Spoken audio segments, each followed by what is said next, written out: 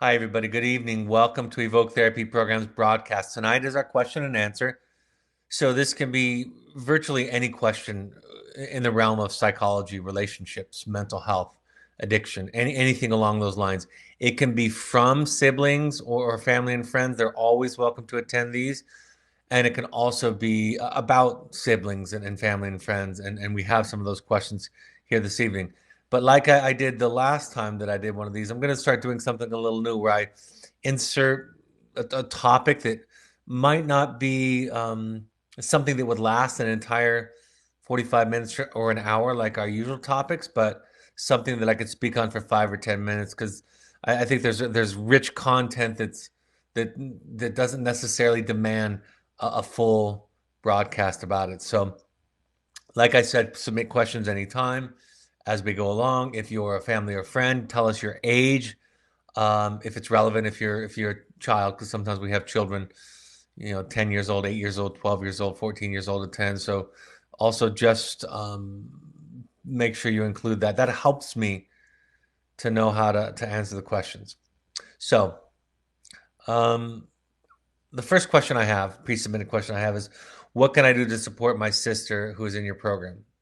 I think this is the most common question that I get during these. Sometimes I get questions about logistics, like what's their day look like and what do they do in the weather and what do they eat, things like that. But in terms of what people are curious about when they tune into these, it is how can I help and support? And I think there's one simple answer, and then I'll expand on it a little bit. It's the same kind of thing that I talk about with parents all the time, which is get a little bit into your work. Now, that might sound strange to a sibling or a family member, but start listening to the podcasts, maybe read one of the books that are being recommended to the parent or to the client in the program, and start becoming curious about your own work. By far, that's the biggest thing that you can do to support them because the children that are with us, many of them get to the point in their progress in their work where they recognize that their seat in the program, their bed in the program, if you will, was earned by them. They recognize that they've fulfilled the criteria to need to be in a program or to benefit from a program like ours, but they don't like being the project. And this is so simple and fundamental. In fact, we all know what I'm about to say. Inherently, we know this, but the best way to help somebody lower their defenses to get vulnerable, and that's really what we're all asking people to do, right? We're asking people in our program to talk about the emotional turmoil and pain and fear and hurt and sadness that is underneath the symptom. While there are various techniques and models for therapy, that's virtually one dynamic that all of them have in common. That we talk about our pain, our big T or our little t trauma. So if you can begin to talk and to discover your own little t trauma, if it's that, or big T trauma, if it's that, if you can begin to talk about that, then you're a safer person. If you can have some insights about your own childhood, your own anxiety, dark periods of your life where you may have suffered depression, your own uh, difficulties around self medicating and whatever that looks like. If you can start to talk about that, then the child that goes to our program or young adult that goes to our program is going to feel absolutely safe and supported by you. And again, it's not that you have to eclipse the work that you're doing, but you just are open to it. And if it's not that deep, because it doesn't have to go really deep, just become interested and curious at what they're learning. Ask questions. I think for a lot of people, the instinct is like in a lot of this work, the instinct is actually the opposite of what is needed. And our instinct usually is to come with some kind of advice or to come with something that we can say that's going to lift up their spirits, that's going to make them feel better. That's not a bad instinct, right? That's not crazy, but it's not what works most often. It's just the opposite. It's not knowing. It's being curious. It's being a student. And like I said, going further, even being vulnerable if you're capable of doing that.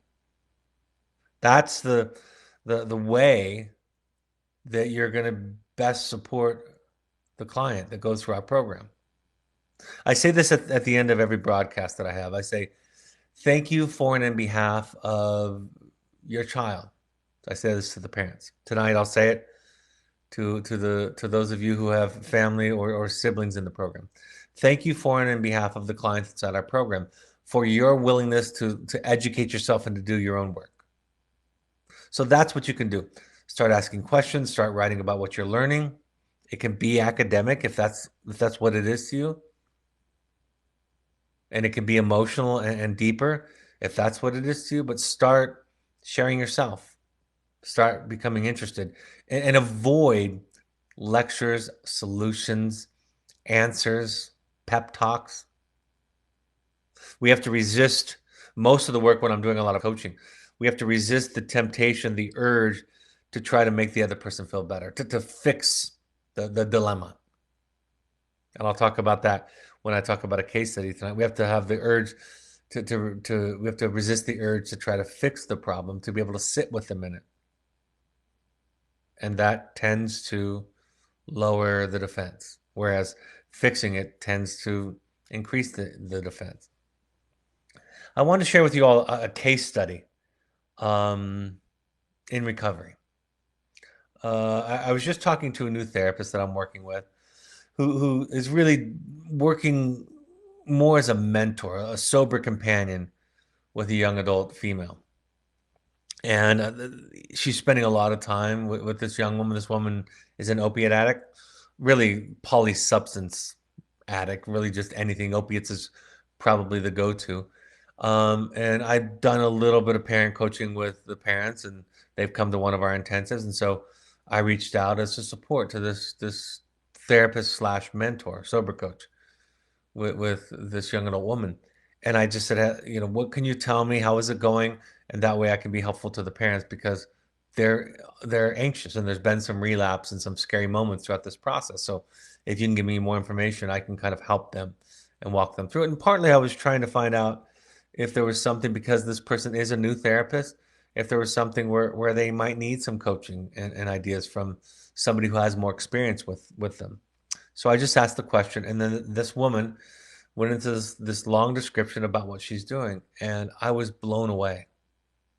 She was saying, I've told the client, I'll just call the client Susie for the sake of anonymity. She said, I was talking to Susie and I was telling her, if you want to go use, just tell me and we'll talk about it. And we'll just talk through it. And if at the end of our discussion you still want to go use, we're not worse off than we were in the beginning. You were already going to use. And she said several things like, if you have the courage to talk to me, because I'm going to do my very best to practice non-judgment. And if you'll talk to me about it, then I'll consider that an honor that you would trust me. And if you don't want to talk to me about it, just tell me that. And then my reaction will be to wonder about what I'm doing that makes you feel not safe. And then she went on to describe some theory behind it and attachment and wanting to be a resource and stay connected and not wanting the young woman to retreat or hide because of shame. She talked about some of the ways that this young woman was interpreting addiction and recovery principles that she was learning. But I sat there listening and was in awe of this young therapist mentor. And I know a lot of therapists, they post on social media, they share quotes that talk about being holding a safe space for somebody, being non-judgmental. I think a lot of people do that, but rarely in my career have I ever heard a therapist describe that idea and then describe an approach that was consistent with that idea perfectly. And I said to her this much. I said, I could not be happier and more excited. And I want you to know, I spend my career thinking about this. I write about it. I go all over the world and teach about this idea that you're doing. And rarely, almost never, do I run into a therapist who understands it and can apply it as well as you're applying it. And she was happy to hear that. And we have some history, so we know each other a little bit. But I wanted to share that with you because that's the best chance that this young woman has. She's already had a couple of relapses where she felt ashamed, where she slipped up, and because she slipped up and was ashamed, she just went to the place of flushing her entire life down the toilet, right? That's what addictive thinking does. That's what shame around addiction does. Is you make a mistake, you slip up, and you're now just a screw up, right? You're now just a complete failure. So you might as well just go out in a ball of flames. But what this therapist is establishing is a connection that is above and beyond that, where the person doesn't have to go away. And it's real connection. And furthermore, it's kind of a reparenting. I talk about this all the time, but that kind of response to a client, to a young person, even to an adult, that kind of response changes people's brains, folks. It changes the way they think about themselves. It diminishes over time, and eradicates over time shame. It prevents or reduces the likelihood of somebody alienating themselves, right? Isolating themselves, running away, hiding. You establish something so real that you maintain a connection even during moments of relapse and regression. So I wanted to share that with you because it was so profoundly unique and valuable to have that. And we think about those implications with parenting, right?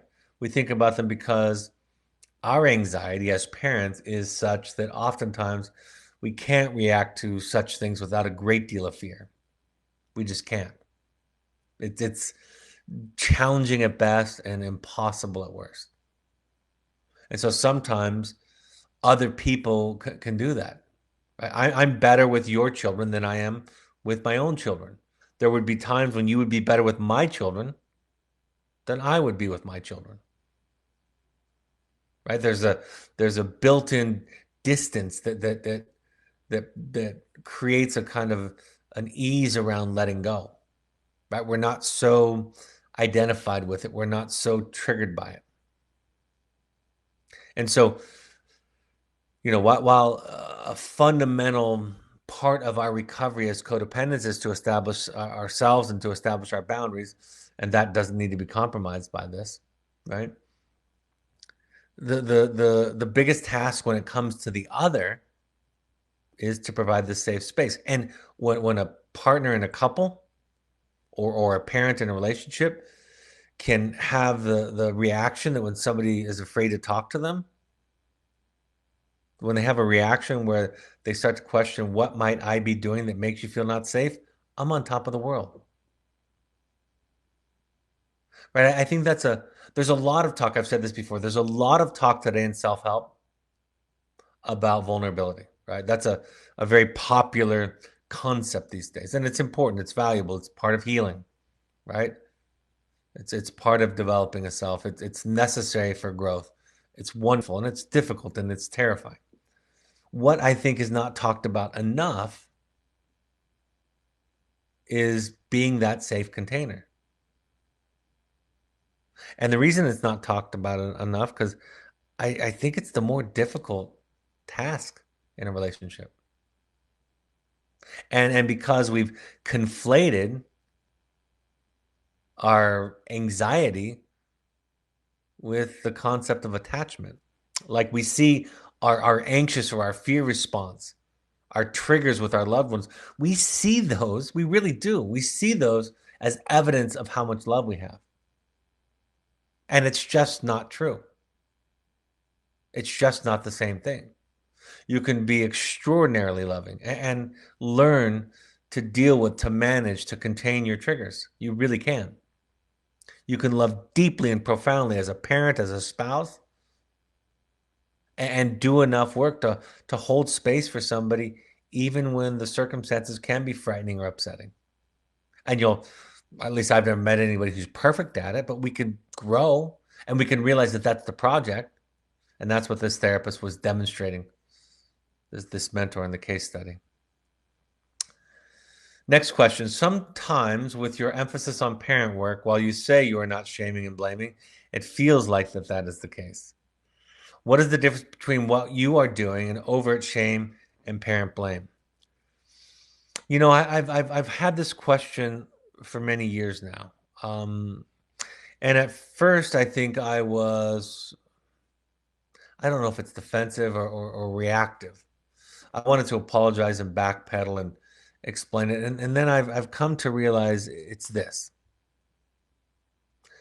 It's identifying the dynamic without the layer of shame, right?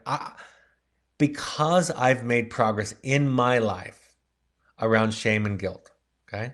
I'm speaking in the first person, literally. This is me. Because I've made progress around shame and guilt, I am more able to see my contribution to the problem. And I'll talk about this. I'll talk about being a numbskull or an idiot or denting my children. I'll talk about it with you. I'll talk about it with my children, with my family. And it's not self-flagellating. And it doesn't exonerate the other person of their ultimate responsibility to live their life and to take care of themselves. It does none of those things. It's just a compassion that I can offer because I've let go of some of the shame of my humanity, of being a person. And so when people respond to me identifying that all parents dent children and that the only thing we have control over is ourselves, and so focusing on that can be helpful and learning to say you're sorry and to be accountable on your side. When people respond to that with guilt and shame, it's not coming from me. I'm with you. I'm more aware of my idiocy now than I was 10 or 20 years ago when I had a lot more shame. And I hope to be better off in the future someday. And accountability on my part as a father and a husband, it doesn't rob me of my boundaries. I don't have to compromise my boundaries to demonstrate that I deserve some kind of punishment or that I owe it. I can still say, here's my boundary, and I know what I've done, and I'm sorry. Right? That's the ideal. I've told the story, but I think this question begs for it to be repeated, which is my mother came up to me and my brother early last year in April after I gave a presentation in Orange County, California, where I'm from. And after giving a talk on parenting, um, my mother came up to my brother and I, and we were chatting, and she said, I'm beginning to think that maybe I should feel bad for some of the ways that I raised you guys. And I said, it would be really nice for us if you were very aware of the mistakes that you made. I think it would be great for you. But feeling bad is not necessary. In fact, I said, feeling bad, which is just a generic way of talking about guilt and shame, feeling bad is going to get in the way of you developing awareness about the mistakes that you've made. So you can do it if you want. I can't talk you out of it, but I don't need it. Robbie, my brother, he doesn't need it. I spoke for him. But we don't need that. But yeah, it would be a great gift for you to have some insight into how you hurt us. Next question. Why so much energy about intensives? Well, I talk about intensives a lot, and they're beginning to fill up more and more. We might have to go to 2 intensives per month because February is full, and if March is not full, it's one away from being full.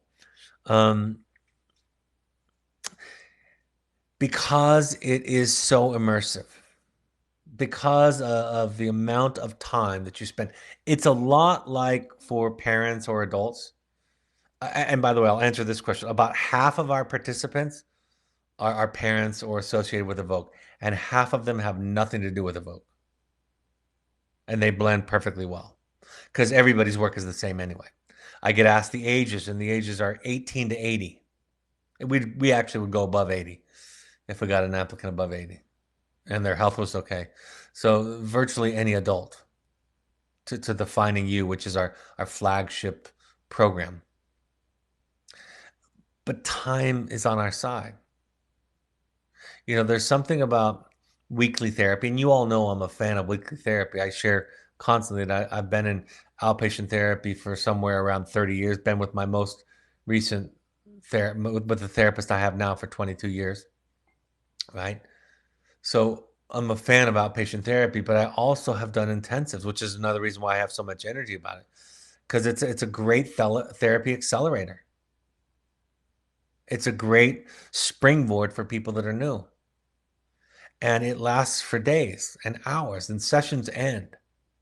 And when you spend a lot of time in such a safe emotional cocoon as an Evoke intensive, you get somewhere farther, deeper than you normally would. You can ask follow-up questions. You can struggle with resistance. You can work yourself through the resistance. You learn as much by watching other people as when you do your own work. You really do. So I have energy because it changes lives. I think I've said lately that I don't go to much couples therapy, hardly ever. I don't know if I've been to couples therapy in 7 or 8 years, but all of my therapy contributes to my marital quality. I go to family therapy sometimes, infrequently, really, comparatively to the individual therapy that I do. But all of my therapy is for my parenting, my children, because it's about me, right? I think family therapy and couples therapy can kind of build some bridges and some language and some ideas that everybody knows.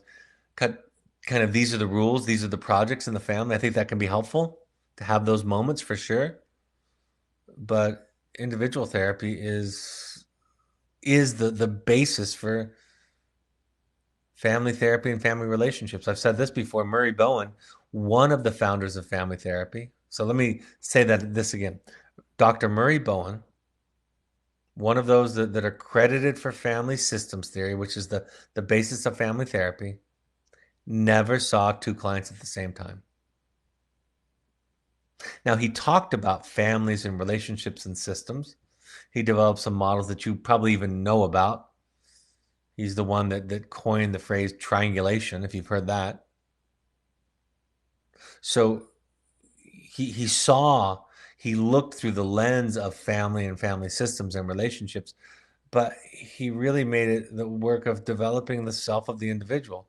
And then out of that, the relationships became, right? They were born, they grew, they sprouted out of that sense of self. And he called that sense of self differentiation, the balance of connectedness and individuality, right? Having both to a greater extent. That's what differentiation is about. So I believe in intensives because of time. I believe it because it augments regular therapy.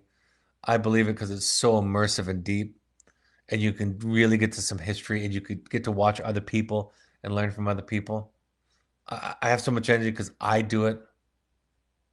We pay full price as a program for our therapists and our managers to go to intensives. My children have been to intensives. My wife, I go most every year to one to reconnect. It's just a great way to really peel some layers back and then see what's going on inside. And it creates, I think, for those that are new, it creates a reference point for all of your other work. I have, in my opinion, at least who I've come into contact with, I have the greatest therapist in the world, right? She's literally a genius. I don't use that word metaphorically. Literally, she's a genius. And and the people that I did the intensives with were not near her level of education and talent and awareness. Not even close. But I got what I needed out of it. And I brought that back to her. And even part of my first intensive that didn't go so well because there was a hiccup with it, but I worked through it. I brought that back and used that in therapy and learned from that experience. So I am not just the CEO, as it says in that one hair club commercial, but I am a client. And that's why I have so much energy about it, because I know that it works and I see it. I tell my partner every time he'll call me after I'm finishing an intensive, and he said, Rick Heiser, our executive director, and he'll say, how did it go? And I'll say, and I mean it, I said, best one ever. Virtually every time I say that, best one ever. Next question. What do I say to my family and friends who don't understand what we are doing with our son? How do I respond to their questions and the implied accusations? One thing you could do is give them some Evoke material, give them the podcast. Don't do the heavy lifting. I think one thing you can do is set a boundary and realize that it's not your job to make them feel okay about it. Kind of let go of that. And that means that, if you're the parent, this is stressful. The things that got you here are stressful. And if family and friends can't be supportive of you, it's okay to set boundaries. I'm not asking you to never talk to them again, but you can set a boundary around what you are and what you aren't willing to talk about. I had one mother that said she finally got to the point with her family where she had to send out a group email because she didn't want to have the same conversation with 4 or 5 family members each week about how things were going. I've had people say, I put a boundary where I told my father, or I told my brother-in-law, or I told my sister that I'm not going to talk about this anymore. I'm not going to debate this anymore. Part of our work is finding our people. And an obvious place to look for our people are Al-Anon meetings, right? Codependence Anonymous meetings, Family Anonymous meetings, Families Anonymous, Refuge Recovery, Evoke parent support groups, right? Those are part of that's a great place to start to look for your people. I was saying this in this Monday in New York City when I was doing the parent support group. I was saying, a lot of you have figured out what it's like to go back to dinner parties and have conversations and hear people talking about things that aren't important. And what you realize sometimes is those aren't your rooms anymore. Those aren't your people. What I found when I've gone through some of my biggest transformations in my own development is that I lost some friends. I also gained some friends, and I kept some friends that were willing to talk and to listen to understand. So while I would like to suggest that you get to keep all the people in your life forever who have been significant in your life, sometimes setting a boundary around them at various levels is part of the work. And sometimes finding new people is part of the work. In my new book, I talk about this in the last chapter about learning to die over and over again, right? Figuratively die, which means we let go of old ideas, old relationships, old situations, contexts, beliefs. That's part of it. If we're not doing that, if we arrive at the point where we've learned everything that we need to learn, then we're really dead already.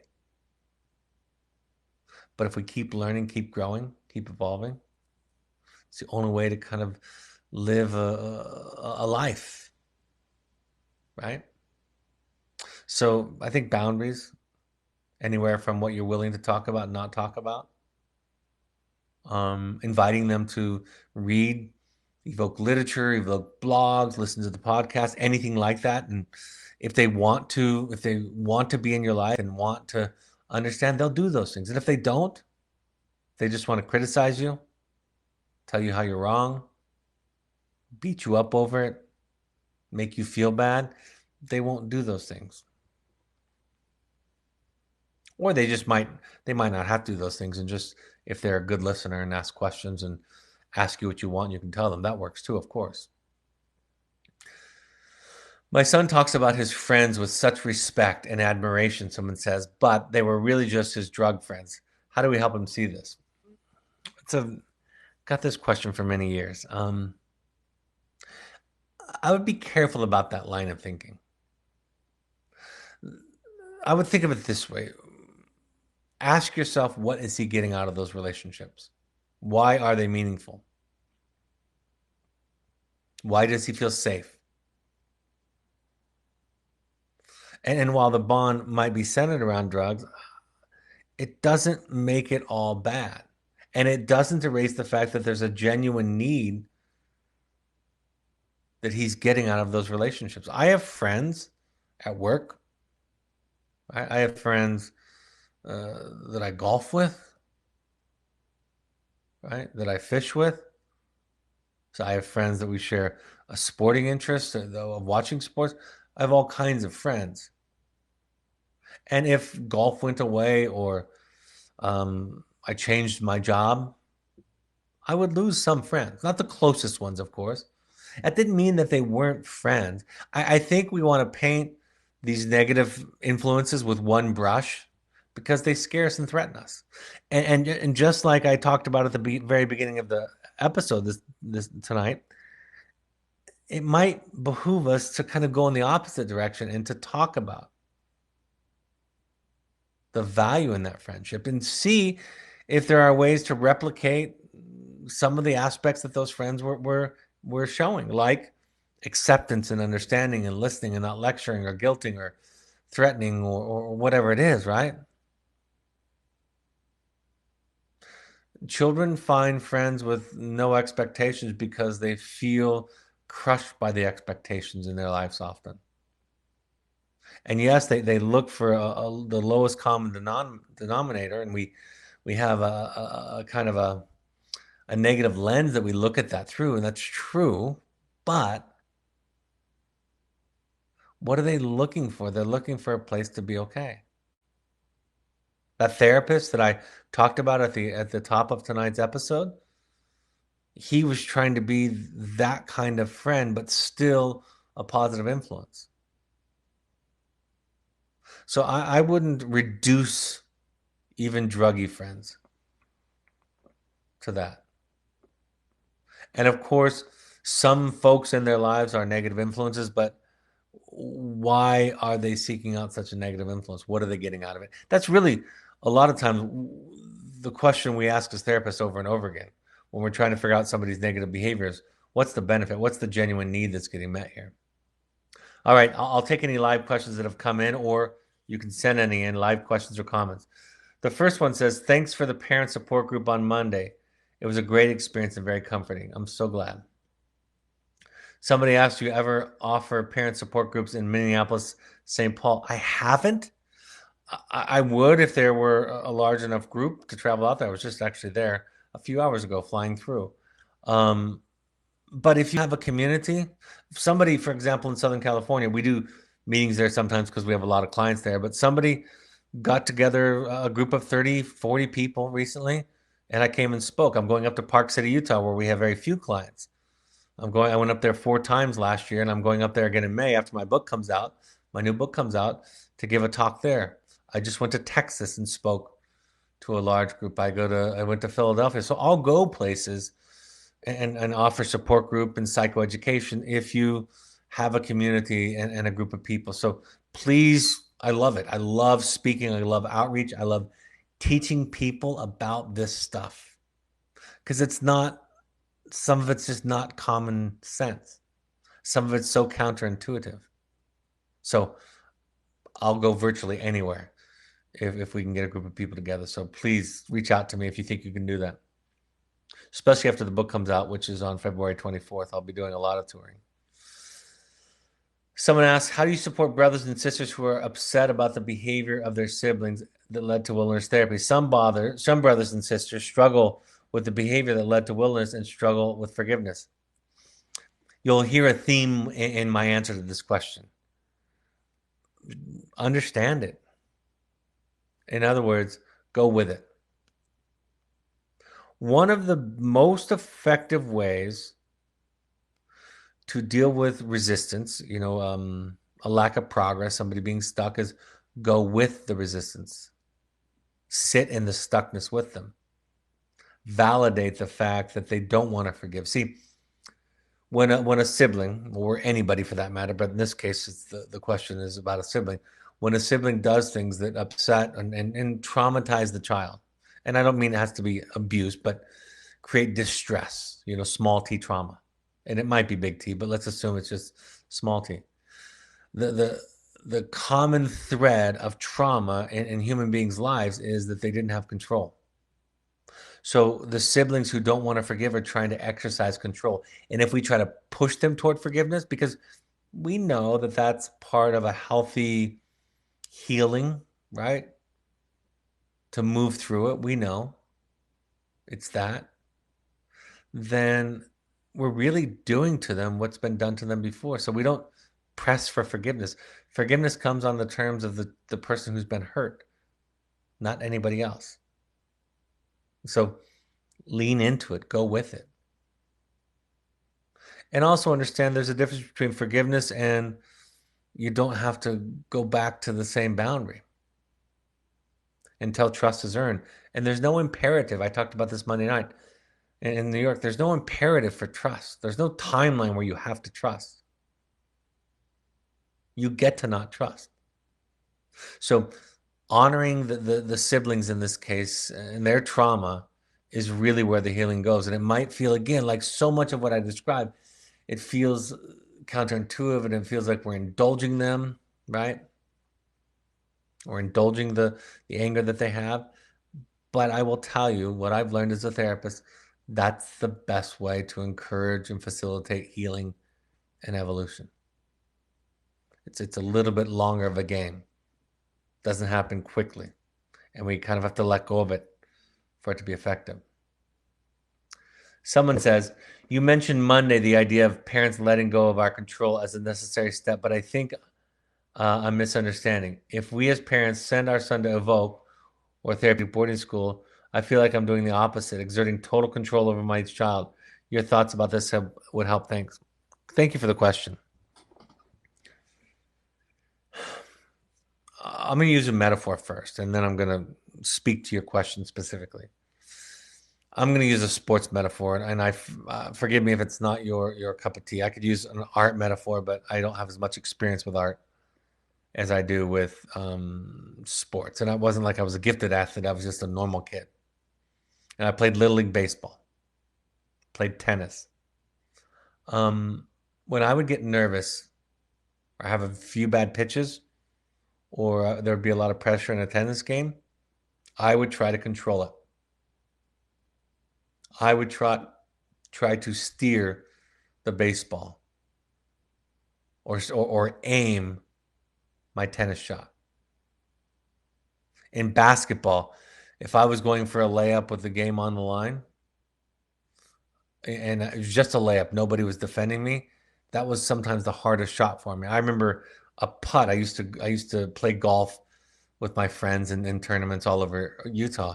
And when I had like a 3 foot or a 4 foot putt, which is relatively easy, sometimes those are the hardest shots to make because we hold on, we grip it very tightly. We try to force it. We try to aim it.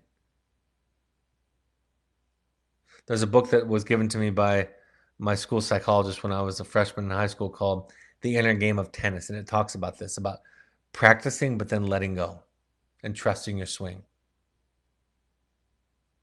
There's a great book that my son gave me. My son's a gifted artist, a phenomenally gifted artist. He does it for a living. It was called Art and Fear. And one of the stories from the two authors was one of them taught ceramics in a college. And there were two groups. He would take it at the beginning of the semester and separate the class randomly into two groups. And he would say, this group over here on the left, you can make as much pottery as you want, and you'll be graded on the amount of pottery. I will simply weigh it at the end of the semester, and you'll be graded on the amount of art you produce. This group over on the right, you only have to produce one piece. You only get to turn in one piece, and you'll be graded on that piece. And the author said, the great works by far were in the group that produced just mass amounts of art. So fear and anxiety get in the way of creativity. They get in the way of art. They get in the way of tennis, right? I mean, a tiny bit of fear can be helpful, but a significant amount of it limits us. And so you still take active. You're just not trying to control it. You say, here's my boundary. It might be wrong, but this is what I feel good about. That's the essence of it. You're going to evoke. I don't know if it's the magic bullet. I don't know if it's going to fix everything, but I can't do what I was doing before. I'm not willing to live the way we were living before. I'm not willing to support that. So you're going here. You let go of being right, of being assured that you're doing the perfect thing, and then you turn it over to the child. So it's kind of an emotional, psychological, spiritual relationship to the decision, not whether or not you make the decision. I haven't said this in a long time, but most permissive parents are controlling. In my first book, The Journey of the Heroic Parent, I talk about control versus influence, and I say that. I explain that. Most permissive parents are controlling, and they try to coerce through emotional coercion to control the child. And strictness, this is important. There's not a correlation between strictness and control. You can be fairly strict, but let go. And you can be very, very permissive and be very controlling.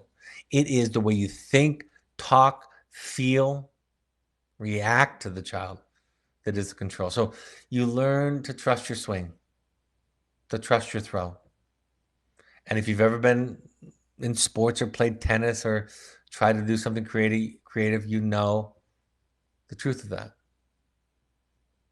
You know that the enemy of creativity is fear, which leads to control, which leads to a loss of resources. So that's what it's about. It's something that over time it gets more and more clear. It's something that creeps up on all of us. But that's basically what it is. All right, looks like there are no new questions. Let me go through some. You can submit questions now. I'm going to go through upcoming announcements, and then I'll end with any live questions that have come in. We will be in the Bay Area on Wednesday, February 26th at the San Mateo Marriott from 7 to 9 p.m. In Portland, Oregon on Friday, March 6th, 6 to 7:30 p.m. at Muir Hall. And then in Southern California, Sunday, April 5th from 4 to 7 in North Hollywood, Studio City. Please email or RSVP to Kaysha, KAYSHA at evoketherapy.com or for any questions. Our next parent workshop, we ask all parents to come to a workshop while their child is with us. Our next one is February 15th in Oregon. If you can combine this with a visit to see your child, check with your Evoke therapist and see if the timing is right. Then after that, it'll be in March 7th at Entrada, our Southern Utah program. Upcoming intensives. The February one is full. March is almost full. Like I said, maybe one participant spot left, last I checked. The next one after that is April 15th and then May 13th. I will be in England May 8th. That will fill up in advance. So if you are in the UK or you know somebody in the UK that you'd like to go, tell them to book it in advance. I'll book a second one if this one fills up. And it's a wonderful property, about an hour and a half outside of London, and it's a wonderful cook who lives with us. It's a beautiful, beautiful setting. Finding You Too, the July 15th is almost full, maybe full. So obviously these are filling up. Like I said, if this is consistent, we'll open up a second Finding You per month. Customized intensives for couples, families, professionals, and individuals are also available. Email us at intensives@evoketherapy.com.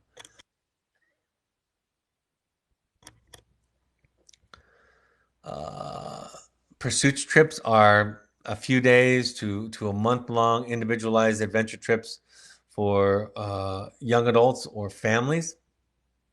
We ask all current parents to go to 6 12-step support groups, any combination of Al-Anon, CODA, or Families Anonymous. AdultChildren.org is a place you can go to learn if you grew up in an alcoholic or a toxic family. It can be a great program.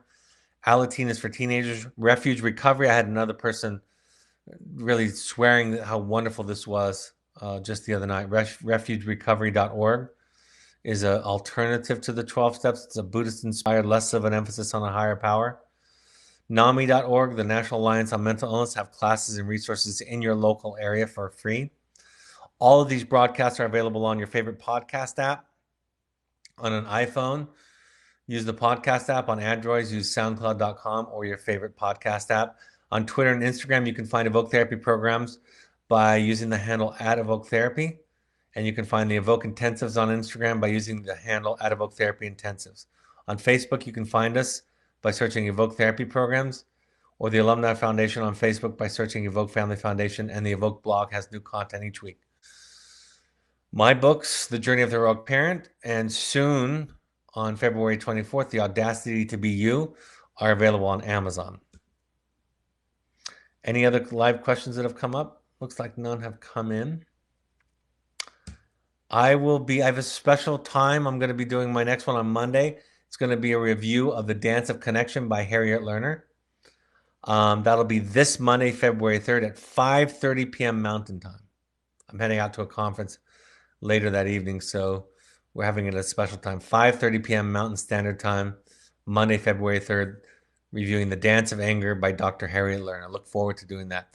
Thanks for joining me tonight. Thank you for your questions. Like I say always, family, friends, siblings, parents of Evoke clients, thank you for on behalf of your willingness to do your work. If you're not an Evoke client, because most of the people that are listening to these actually aren't, numbers wise, just thank you for being willing to do your work and to focus on you. It's the biggest difference that you can make in the world. So thanks for joining us this evening. Take care, and I'll talk to you next time. Bye-bye.